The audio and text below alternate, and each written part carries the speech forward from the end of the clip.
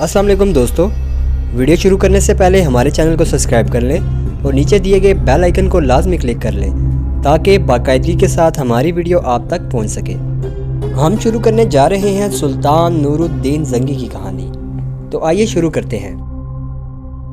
आपके लश्कर से निकलकर अरबा शहर में अपने चचा के पास मुंतकिल हो जाते हैं और फ्रांस के सलीबियों को खबर हो जाती है कि हमने यहाँ क़याम कर रखा है, तो वो ज़रूर इस शहर पर भी हमलावर होकर हमारा खात्मा करने की कोशिश करेंगे। इसलिए कि पहले तो उन्हें सलीबी लश्कर से हमारे भागने का दुख है और दूसरा ये कि वो अपने इंतकाम को ज़रूर आएंगे। अब आप लोगों ने इन लोगों का मुकम्मल खात्मा कर दिया है जो हमारे ताक़ुब में आए थे।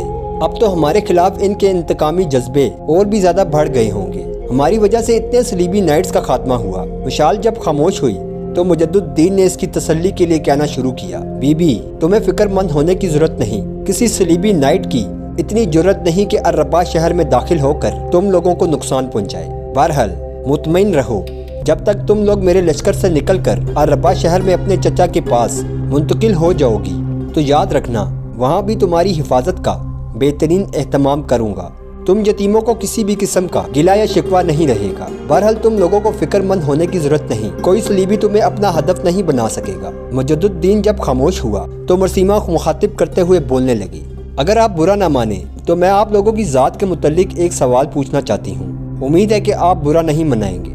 मुजद्दुद्दीन ने मरसीमा की तरफ देखे बगैर कह दिया, जो कुछ तुम पूछना चाहती हो पूछ लो, हम बुरा मानने वाले लोग नहीं हैं। मरसीमा की आवाज़ खैमे में फिर सुनाई दी, आप तीनों के इधर आने की वजह तो पहले ही भाई शमसुद्दीन बता चुके हैं। हम ये भी जान चुके हैं कि आप अरबा के नहीं बल्कि हलब के रहने वाले हैं। अगर आप बुरा ना माने तो बताएं, आप घर के कितने अफराद हैं? हल्की सी मुस्कुराहट मुजद्दुद्दीन के चेहरे पर नमूदार हुई। फिर कहने लगा, हम घर के 4 अफराद हैं, 3 हम यहाँ बैठे हैं।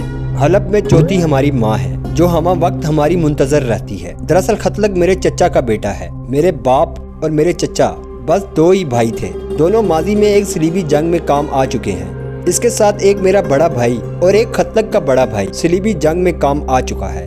खतलक सिर्फ 2 भाई थे। सलीबी जंग में इसके वालिद, भाई, माँ सब शहीद हो गए। मेरे वालिद और मेरे भाई भी शहीद हो गए। खतलक को भी मेरी माँ ने ही पाला। इस बिना पर हम तीनों अपने आप को सगे भाई ख्याल करते हैं और खतलक मेरी माँ को माँ ही मुखातिब करता है और इसी बिना पर हम अपने आप को घर के 4 अफराद शुमार करते हैं। मुजद्दुद्दीन खामोश हो गया। फिर अपने लिबास के अंदर से इसने छोटी सी एक थैली निकाली और वो थैली इसने कार्लोस के पहलू में रख दी।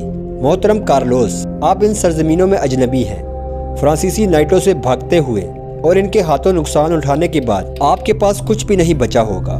मेरे ख्याल में आप अपने ज़ाती सामान से भी महरूम हो गए होंगे। आपका सारा एहसासा ये कपड़े होंगे जो आप लोगों ने पहन रखे हैं।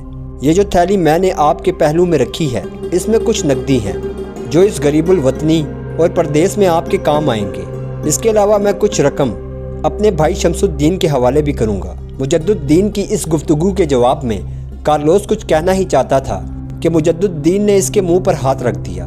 मैं जानता हूं कि आप कुछ कहना चाहते हैं, शुक्रिया अदा करेंगे, लेकिन मैं ऐसे अल्फाज सुनने का आदी नहीं हूँ। मैं जो कुछ कर रहा हूँ ये आप लोगों के लिए ज़रूरी है। इसके बाद मुजद्दुद्दीन उठ खड़ा हुआ। साथ ही शमसुद्दीन और खतलक को भी इसने इरशाद किया और फिर वो तीनों खैमे से निकल गई।